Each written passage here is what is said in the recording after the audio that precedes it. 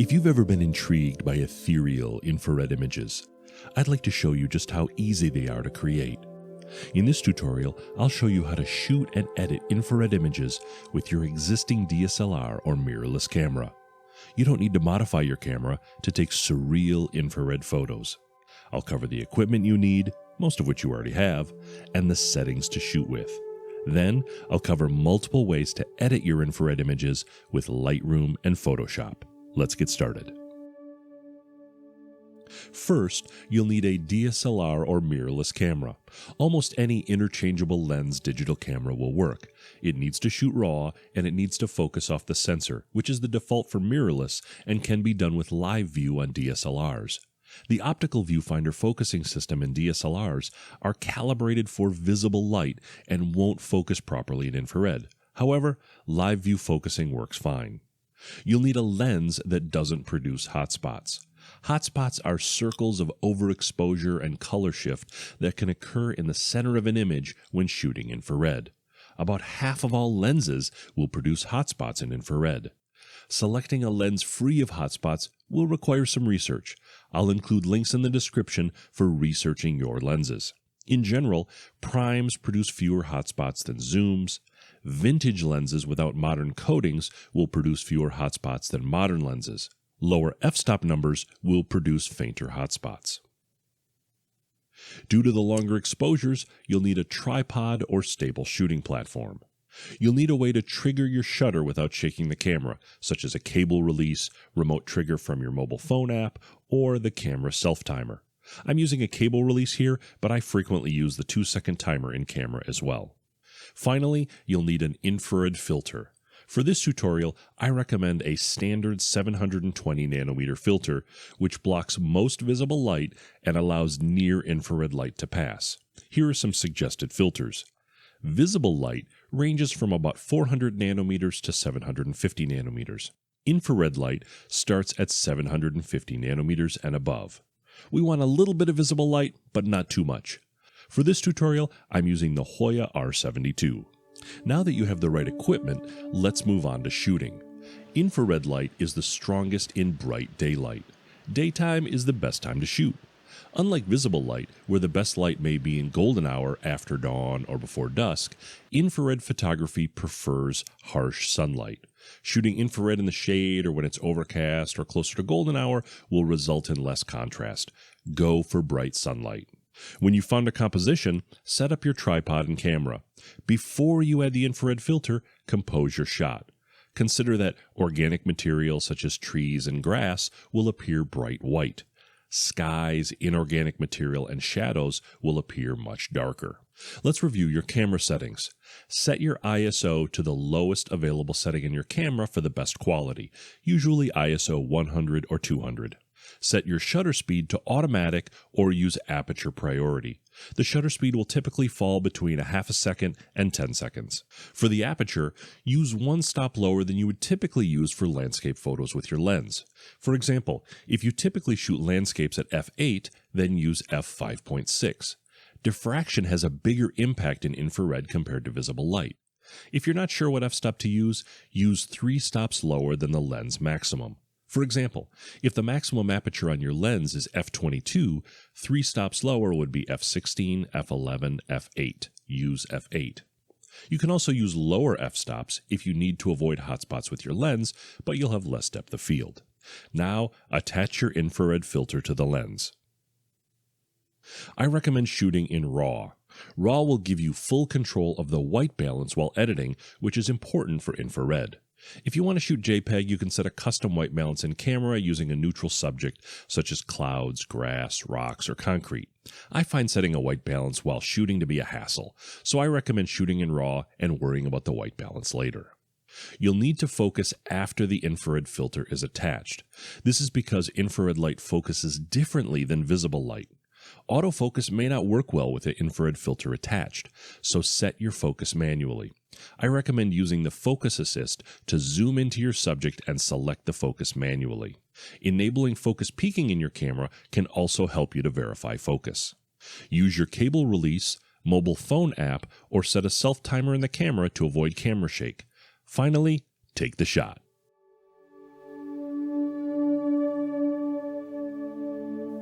Your image will be very red in camera and when you first open it in Lightroom. Don't panic, this is normal.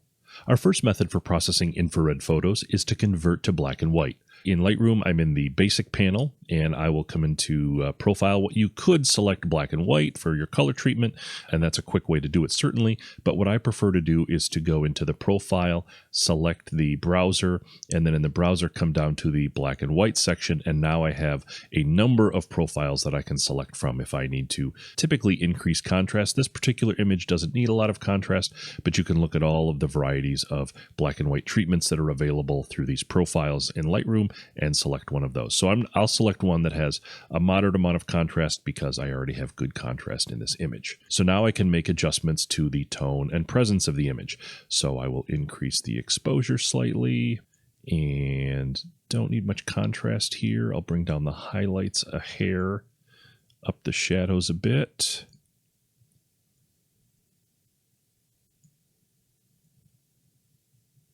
And there we go. That's pretty good for the tone. I'll add just a touch of clarity. If your image doesn't have a lot of contrast, then you can use the contrast slider. You can add clarity, dehaze, and you can also come down into the tone curve and select one of the, like the medium or strong contrast to add more contrast. Those are really good ways to add contrast. But this is actually pretty good for this image. I like the contrast that exists in this image. So the only other thing that I'm going to do is come down to color grading. And we'll add a bit of a split tone. So I'll come into the shadows and I want to add a blue. I'll get the kind of tone that I want, and then I'm going to hold down the shift key to limit my adjustments to the intensity, because I just want a very slight amount of blue. And then I'm going to come into the highlights and I'll do the same, adding a bit of yellow.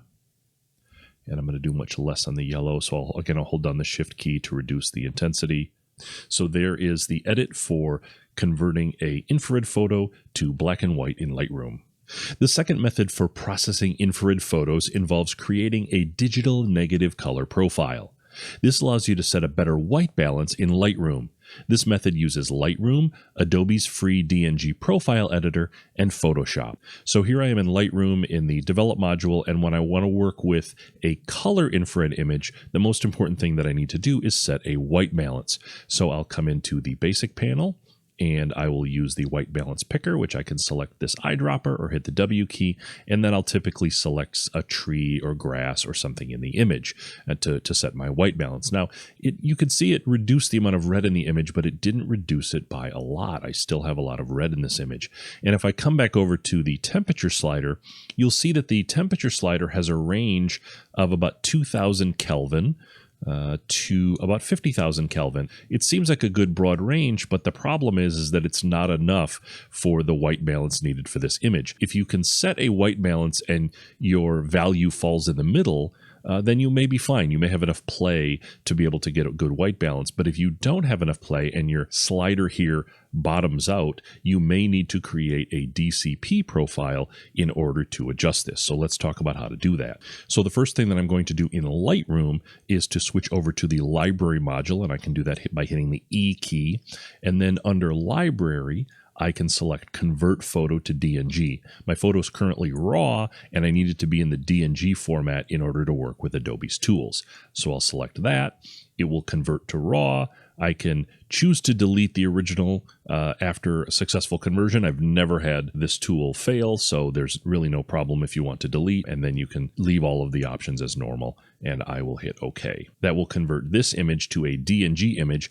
The next step will require us to use Adobe's DNG Profile Editor. This is a free program that you can use. You can download from Adobe's site, and I will include links in the description for downloading that. So I will, in the DNG Profile Editor, I will select File, Open Image.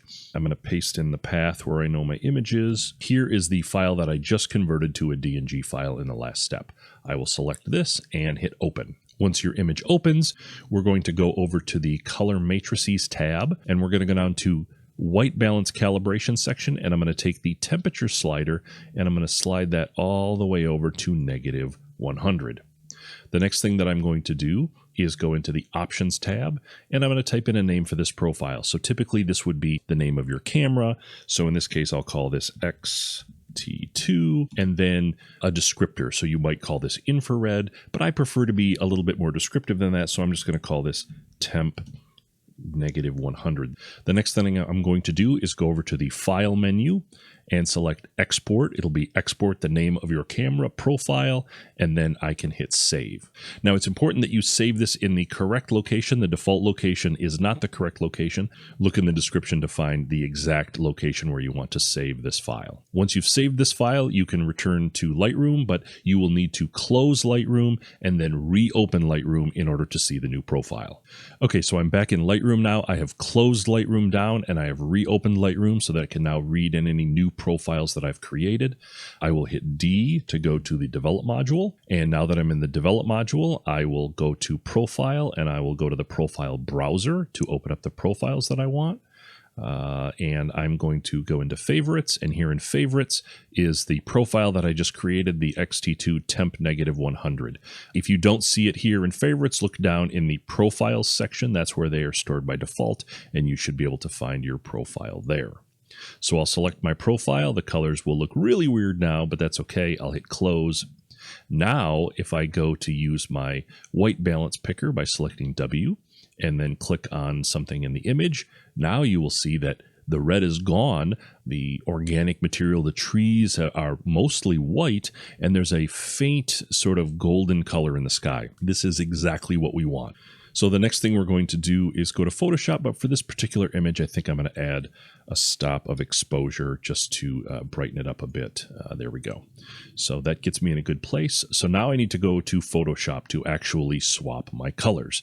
So what we'll do is we'll right click on this image and we will select Edit in Adobe Photoshop 2021. So now my image is open in Photoshop. The first thing I'll do is hit Control-0 to fill the screen. And now I need to swap the colors. So the way that I'm going to swap the colors is with the channel mixer. So I'm going to come down here to Layers. Make sure you have the Layers panel selected. If you don't have that, you can go to Windows and Layers to get that selected. Down at the bottom of the Layers panel, there's an icon called Create New Fill or Adjustment Layer. I'll select that, and then I'm going to select Channel Mixer from the list. Channel Mixer will open up. You'll see the properties here. The Channel Mixer shows us the different channels of red, green, and blue, and I want to swap the values between red and blue. So when I have the output channel selected to red, I want to select the red percentage and change that to 0. And then I'll tab twice down to blue, and I will type in 100 for blue. So now in the red channel, I'm showing no red, but making all of those colors blue. The next thing I'll do is in the output channel, I'll select blue and do the opposite. So now I want red to be 100 and I'm blue to be 0. And now I've swapped my colors. And now the image looks very different. Now I have a little bit of color in the trees and the sky is closer to blue. So this is much better. So the next thing I want to do in this case is I want to get the sky closer to blue to be more of a natural blue. So what I'll do is I'll create another adjustment layer, and this time I'm going to do hue and saturation. And in hue and saturation, I can take the hue to maybe about, say, plus 25 or so. And that'll give me a more natural blue. It's still going to be very dark, but that's going to give me a more natural blue. And if you choose, you can also change the colors of the trees as well. So what I can do there is I can use this picker to select the color that I want to work with. In this case, I'll click on the trees, and you'll notice that it'll pick up the reds. If I see this drop down, you can see I can affect in hue and saturation the master, which is all colors, or I can pick a particular color that I want to adjust. And in this case, I want to adjust the reds. You could change those to a different color, a more vivid color, like a nice gold yellow or something a little more crazy. In this case, I am actually going to desaturate the color because I want more of that classic infrared look of the white trees and the blue sky. So I'm going to come down to saturation and I'm going to desaturate. And that'll remove all of that red cast from not only from the trees, but from the shadows as well. And now I have the white trees and a blue sky. So this is more of a classic look.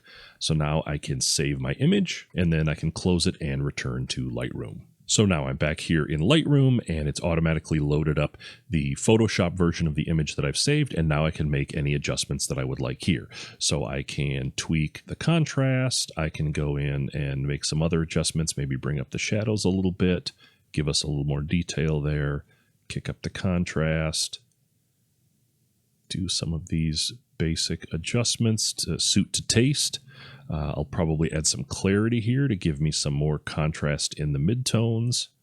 Maybe a hair of dehaze to really sharpen up the water and the sky. And maybe I'll kick up the vibrance here a little bit to try to bring out just a little bit of blue in that sky. So that is the method for using Lightroom, a custom profile, and Photoshop to swap colors to give you the classic look of an infrared photo. And finally, the third method for processing an infrared photo involves creating an enhanced profile. The enhanced profile combines the DNG color profile from the last method with a channel mixer adjustment layer from Photoshop. By combining these into an enhanced profile, you can swap colors directly in Lightroom without the need for a round trip to Photoshop. Creating an enhanced profile for your camera involves a number of steps, but can save a lot of time if you process a number of infrared images. I'll include links in the description for creating your own enhanced profile. So here I have an image, and the first thing that I'm going to do is select the profile. If I come down to my favorites, you can see I have a profile called XT2 Channel Mixer, and this is the enhanced profile that I've created for this image. And then I'll hit close.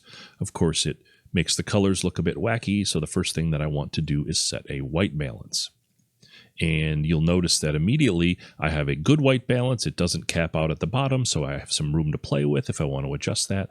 And I'm seeing a little bit of blue in the sky, and I'm seeing a little bit of color in the trees. So this is exactly what I'm looking for. Next thing I'm going to do is adjust my tone and presence. So I'll add a little bit of contrast, maybe bring the highlights down a hair, up the shadows a bit, bring out the reflection in the water. Drop the blacks a hair. And then I will come down to the presence section. I'll add some clarity to create some contrast, and that'll also really bring out the reflection, and some dehaze as well. Got to be careful with the dehaze. You never want too much of that. Adds a lot of contrast, but it's very sensitive. And then I'll probably add a little bit of vibrance to this as well to try to punch up those colors just a little bit. They're very subtle, and I'll add just a little bit of vibrance to punch those up. The next thing that you can do in Lightroom is come down to this HSL panel, and this is a really great way to manipulate your colors in Lightroom. So I can adjust the hue, the saturation, or the luminance for any of these colors. Now, when you've used an enhanced profile, the colors are swapped. So if I say, oh, I'm going to change the blue sky, and I start adjusting the blue, you'll actually notice that it doesn't affect the sky. It's actually affecting the trees.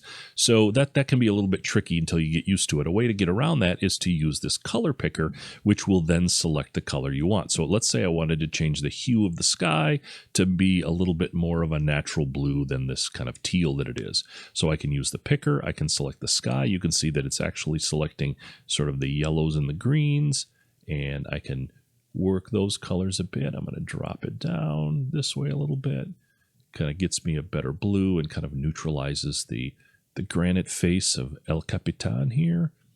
And I like that color. And then I can do the same thing with the trees. I could use the picker to select the trees, and I can drag up and down to manipulate those colors. So let's say I want to go a little bit more to the magenta side of things. So I can use that to get the color I like. And then I can do the same with saturation. So if I wanted to increase the saturation, I can do that. I can do it here. I can do it with the sky. Or I can also do the luminance. So if I wanted to make the sky very dark, I could drop the luminance of the sky.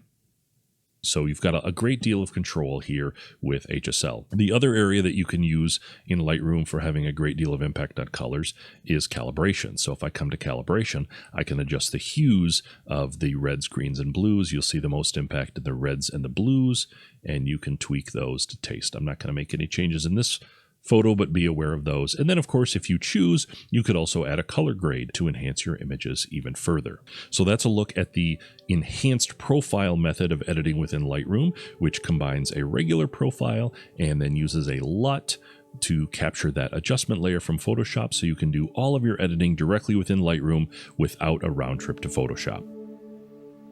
Now you can start shooting and editing in infrared. If you already have a camera and a tripod, picking up an infrared filter gives you access to the hidden world of infrared photography.